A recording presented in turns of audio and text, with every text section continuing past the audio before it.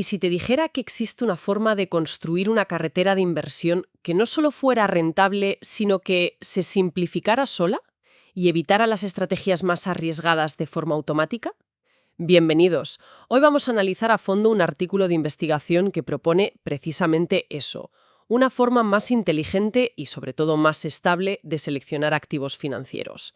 Es un tema que, a primera vista puede parecer denso, lleno de matemáticas, pero las implicaciones que tiene para el mundo real de la inversión son enormes. Nuestra misión hoy es desglosar un modelo matemático bastante complejo, el llamado modelo de Markowitz regularizado con L1, para entender por qué es tan prometedor. Queremos ver si un algoritmo puede, de verdad, tomar mejores decisiones de inversión que las estrategias más simples, controlando el riesgo y la complejidad. Para hacerlo más interesante, yo voy a defender las virtudes y la innovación de este modelo. Y yo voy a adoptar una postura algo más crítica para poner a prueba cada una de sus promesas. De acuerdo, pues empecemos por el principio. Para entender la novedad, tenemos que hablar del gigante sobre cuyos hombros se apoya todo esto, el modelo clásico de Harry Markowitz. Es literalmente la piedra angular de la teoría moderna de carteras desde los años 50. Cierto. La idea fue revolucionaria. En lugar de elegir acciones solo por su rentabilidad esperada, Markowitz introdujo el riesgo, medido por la varianza, como la otra cara de la moneda. Su modelo busca el equilibrio perfecto, la combinación de activos que ofrece la máxima rentabilidad para un nivel de riesgo determinado. Toda la gestión de carteras moderna, de una forma u otra, bebe de este concepto. Y es una idea teóricamente impecable, de una elegancia matemática que le valió un premio Nobel. El problema es que, en la práctica, es un gigante con pies de barro. ¿En qué sentido? Pues que su principal debilidad, y es una muy grande, es que se fía ciegamente de los datos históricos para predecir el futuro. Asume que las correlaciones y volatilidades pasadas de las acciones se repetirán, y todos sabemos que el mercado tiene una memoria muy selectiva. Bueno, pero ¿no es esa la base de casi todos los modelos financieros? Usar el pasado para intentar predecir el futuro. Sí, pero el modelo de Markowitz es especialmente sensible a ello. Y aquí entra el problema técnico más grave, lo que el artículo llama matrices de covarianza mal condicionadas. Explica eso de forma sencilla. Dicho de forma sencilla, imagina que eres un arquitecto construyendo un rascacielos. Si las medidas de tus vigas de acero tienen un error minúsculo de 1 milímetro, el resultado final puede ser un edificio completamente torcido e inestable. Entiendo. Con Markowitz pasa lo mismo. Pequeños errores o fluctuaciones en los datos de entrada, una rentabilidad de un mes que es ligeramente diferente, pueden generar recomendaciones de carteras radicalmente distintas. Dos gestores con los mismos datos podrían acabar recomendando a un cliente carteras opuestas. Eso crea una enorme inestabilidad y socava la confianza en el modelo. Exacto. Es un modelo teóricamente perfecto, pero prácticamente frágil. Y justo ahí, para solucionar esa fragilidad, es donde el artículo introduce su gran idea, la regularización. Ajá. Lo que proponen es añadir un término de penalización, que en el lenguaje técnico se llama L1, a la fórmula original. Es como añadir un estabilizador a esa estructura que mencionabas, para hacerla mucho más robusta frente a los pequeños temblores de los datos. Y esta penalización tiene dos beneficios gigantescos en el mundo real. El primero es lo que llaman sparsity, ¿no? O esparcimiento. Eso es, que en esencia significa simplicidad. Imagina que el modelo clásico de Markowitz te recomienda una cartera con 50 acciones diferentes, cada una con un peso diminuto. Una locura de gestionar. Es una pesadilla. Tienes que seguir 50 empresas, pagar 50 comisiones de compra. Es inviable para la mayoría. La penalización L1 empuja al modelo a tomar decisiones más drásticas, a concentrarse. Le dice, no me des 50 activos con un 2% cada uno. Elige los 10 mejores y olvida el resto. Simplifica la cartera de forma radical. Y esto no es solo una cuestión de comodidad. Para un inversor particular o un pequeño fondo, la diferencia entre gestionar 10 y 50 activos es la diferencia entre una estrategia viable y una que se abandona por ser demasiado compleja y cara. Totalmente. Los costes de transacción, que los modelos teóricos suelen ignorar, se comen la rentabilidad. El verdadero valor aquí es que la simplicidad se convierte en una fuente de rentabilidad en sí misma. Cualquiera que haya intentado seguir una cartera con docenas de valores sabe de lo que hablamos. Acabas ahogado en notificaciones, informes trimestrales. Es un trabajo a tiempo completo. La idea de que un modelo te diga, céntrate solo en estos es, ante todo, un alivio. Totalmente. Y el segundo gran beneficio es el control sobre las ventas en corto, el short selling. Esta penalización actúa como un freno de mano para esta estrategia que es muy arriesgada. Arriesgadísima. Ujú. Y consiste, básicamente, en apostar a que una acción va a caer. Una estrategia que puede generar grandes beneficios, pero también pérdidas ilimitadas. Un arma de doble filo, vamos. Precisamente. Y como muchos mercados financieros, el artículo menciona explícitamente el italiano, el alemán o el suizo, tienen restricciones muy serias sobre las ventas en corto, sobre todo para ciertos tipos de fondos. Este modelo no solo te protege del riesgo, te ayuda a cumplir con la normativa de forma automática. Es como un guardián integrado en el sistema. Suena perfecto, casi demasiado bueno para ser verdad. Y, de hecho, hay una pieza en este puzzle que lo complica todo. ¿A qué te refieres? Porque toda esa magia de la penalización, tanto para simplificar la cartera como para frenar las ventas en corto, depende de un solo número.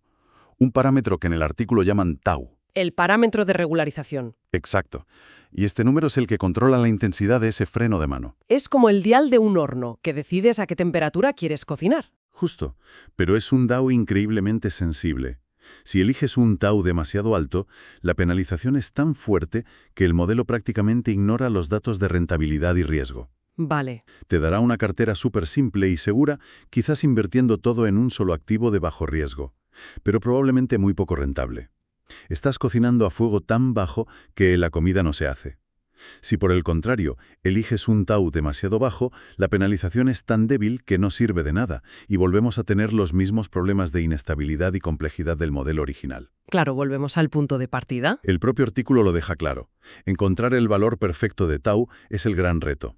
Es un arte casi tanto como una ciencia. Y es que aquí es donde la propuesta del artículo se vuelve brillante. La gran idea de los autores no es intentar adivinar ese valor perfecto de tau. ¿Ah, no? No. Lo que proponen es un algoritmo que lo encuentra por ellos, de forma automática y adaptativa. Es un cambio de paradigma total. No están buscando una fórmula mágica, están construyendo una máquina que busca la fórmula por ti. Le han puesto un nombre que asusta un poco. Iteración de Bregman modificada. Olvidaos del nombre. Lo importante no es cómo se llama, sino lo que hace, que es pura lógica. En lugar de fijar un valor para tau y cruzar los dedos, dejan que el propio sistema haga el trabajo pesado. A ver, vamos a desglosar cómo funciona porque es bastante ingenioso. Venga. El algoritmo empieza con una penalización muy baja, un tau casi insignificante, y calcula una primera cartera. Entonces la analiza y se pregunta, ¿cumple los objetivos que le hemos marcado? Objetivos como... Por ejemplo, le podemos haber dicho, mi objetivo es tener 0 ventas en corto, o mi objetivo es no tener más de 15 acciones diferentes en mi cartera. Si la cartera resultante no cumple esas reglas, si tiene, por ejemplo, 25 acciones, el algoritmo dice, de acuerdo, la penalización no es suficiente, aumenta un poco el valor de tau y vuelve a calcular todo el proceso. Ah, entiendo. Repite este ciclo, esta iteración, una y otra vez, ajustando la penalización al alza hasta que encuentra la cartera que encaja perfectamente con los objetivos financieros que se le han definido. La analogía perfecta es la de un termostato inteligente para tu cartera. Tú no le dices a la caldera cuántos grados tiene que subir, tú solo estableces el objetivo. Quiero que la habitación esté a 21 grados. Claro. Y el termostato se encarga de encender o apagar la calefacción, de ajustar la penalización hasta que clava esa temperatura. Aquí es lo mismo. Defines las reglas del juego, no más de 15 acciones, y el algoritmo ajusta la fórmula hasta que da con la solución exacta. Y lo más importante, los autores demuestran matemáticamente que esta modificación, esta búsqueda automática, no rompe la lógica del modelo original y que siempre converge a una solución óptima. La analogía es buena, pero un termostato funciona con leyes físicas predecibles. El mercado financiero es inherentemente caótico e impredecible. No estamos poniendo demasiada fe en que un algoritmo pueda clavar la temperatura en un entorno tan salvaje. ¿Qué pasa si el termostato se vuelve loco por un dato anómalo, por un cisne negro, y ajusta la cartera de forma desastrosa basándose en un ruido momentáneo? Es una objeción muy válida. Y la respuesta es que el algoritmo no tiene una bola de cristal. No predice el futuro. Vale. Lo que hace es aplicar de la forma más rigurosa y disciplinada posible las reglas que tú le has dado, basándose en la información disponible. No elimina la incertidumbre del mercado, pero sí elimina la inestabilidad y la subjetividad del propio modelo. Te asegura que la cartera resultante es la mejor posible, dadas tus restricciones y los datos históricos. Es un salto de la teoría a la aplicación práctica y controlada. De acuerdo. La teoría del algoritmo adaptativo es potente, pero yo siempre soy escéptico hasta que no veo los datos. ¿Lo han probado contra el mercado real o es solo un ejercicio académico elegante que no sobrevive al contacto con la realidad? Me alegro de que lo preguntes, porque aquí es donde la propuesta se la juega de verdad. Los autores realizaron 3 experimentos muy reveladores con datos reales de mercado. Los 2 primeros los hicieron con datos del mercado estadounidense, usando 2 bases de datos muy conocidas llamadas FF48 y FF100, que agrupan 48 y 100 carteras sectoriales respectivamente. Y en ambos casos compararon los resultados de su modelo con la estrategia más simple que existe, la cartera ingenua o naive portfolio. Que consiste básicamente en invertir exactamente la misma cantidad de dinero en todos y cada uno de los activos. 1N. Cero inteligencia, cero optimización, es la vara de medir por defecto. Si tu modelo súper complejo no es capaz de superar eso, tienes un problema. Y los resultados son bastante contundentes. Las carteras optimizadas con el algoritmo obtienen una mejor rentabilidad ajustada al riesgo, lo que se mide con el famoso ratio de Sharpe.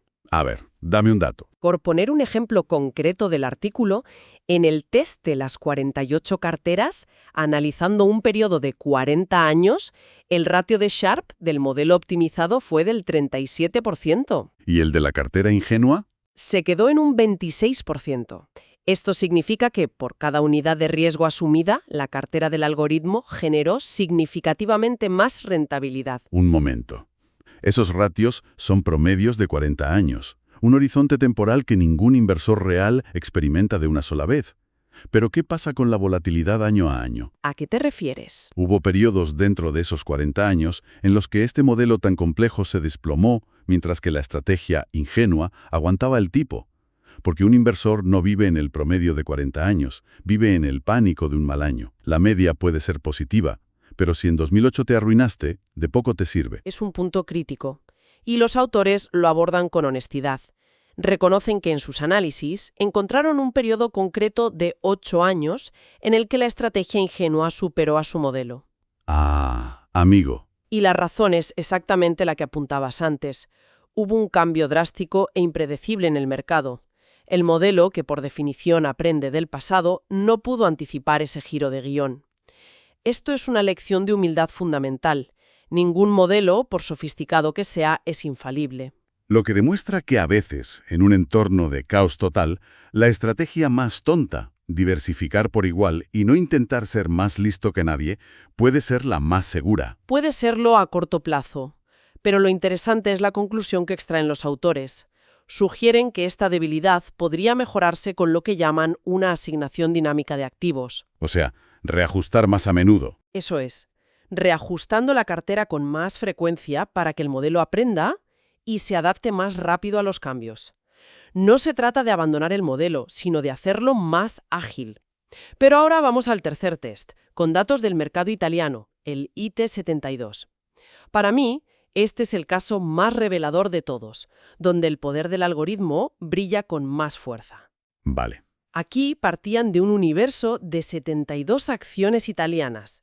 El algoritmo analizó los datos y, aplicando esa lógica de sparsity, construyó una cartera concentrada en solo 14 de esas 72 acciones. De 72 a 14. Una buena limpieza. Exacto. El resultado fue que esa cartera habría obtenido una rentabilidad del 11% en el periodo analizado. Lo fascinante aquí es la comparación. ¿Qué hizo la cartera ingenua? Pues en ese mismo periodo, la cartera ingenua, es decir, invertir la misma cantidad en las 72 acciones por igual, habría perdido un 14%. Vaya, la diferencia no es pequeña, es abismal. Pasar de ganar un 11% a perder un 14% es la diferencia entre una estrategia exitosa y un desastre financiero, un diferencial de 25 puntos porcentuales. Exacto. Y el artículo incluye una imagen, la figura 4, que es un gráfico circular que visualiza perfectamente esto. Muestra la composición de esa cartera ganadora y demuestra en la práctica el concepto de sparsity. No es una distribución equilibrada, es una apuesta clara y concentrada. Vemos que casi una quinta parte de la cartera, un 19%, está en una sola empresa, Snam. ¿Una compañía de infraestructuras energéticas? Eso es, un 14% en Terna, el operador de la red eléctrica, y un 13% en Davide Campari. Y es interesante ver que no son necesariamente las empresas más glamurosas o tecnológicas que suelen dominar los titulares. Son compañías de infraestructuras, de servicios públicos, de consumo estable. Totalmente. El algoritmo parece haber encontrado un patrón de solidez y baja correlación en ese tipo de activos, ignorando el ruido del resto del mercado. Es la simplificación inteligente en acción. Identificó un puñado de ganadores y apostó fuerte por ellos. Entonces, ¿qué significa todo esto? ¿Qué nos llevamos de este análisis? Hemos desgranado un método que coge un modelo financiero clásico, el de Markowitz, y lo hace mucho más práctico, robusto y aplicable al mundo real. ¿Sí? El modelo original es elegante pero frágil. Esta versión modificada aborda problemas muy concretos que preocupan a cualquier inversor. En los costes de transacción, el control de riesgos específicos como las ventas en corto y, sobre todo, la inestabilidad inherente del modelo clásico cuando se enfrenta a datos imperfectos. La conclusión principal, lo que de verdad es innovador aquí, es el enfoque adaptativo.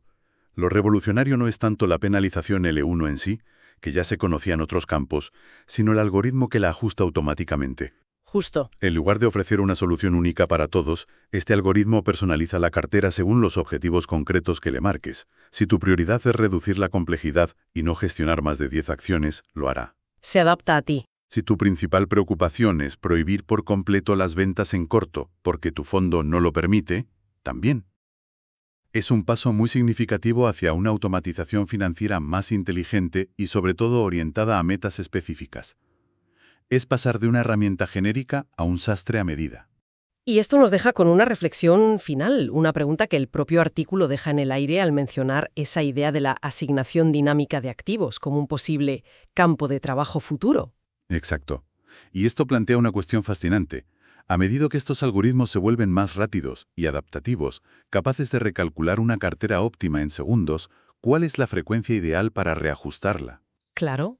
La inversión tradicional habla de rebalancear una vez al año o trimestralmente, pero si la máquina puede hacerlo cada día, ¿deberíamos? O cada hora. O quizás cada vez que llega un nuevo dato relevante al mercado, en tiempo real.